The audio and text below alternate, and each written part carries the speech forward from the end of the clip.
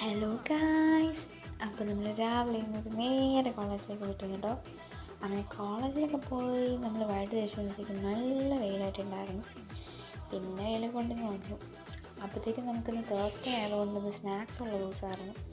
പിന്നെ നമ്മൾ സ്നാക്സൊക്കെ എടുത്ത് ചായയൊക്കെ എടുത്ത് വന്ന് പിന്നെ കേക്കായിരുന്നു കേട്ടോ.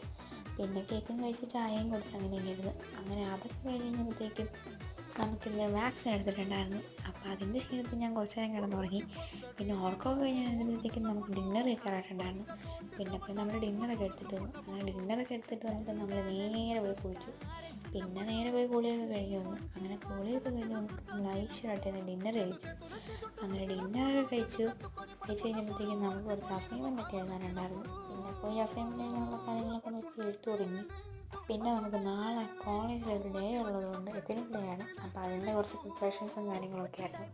പിന്നെ അതിൻ്റെ അതൊക്കെ പോയി.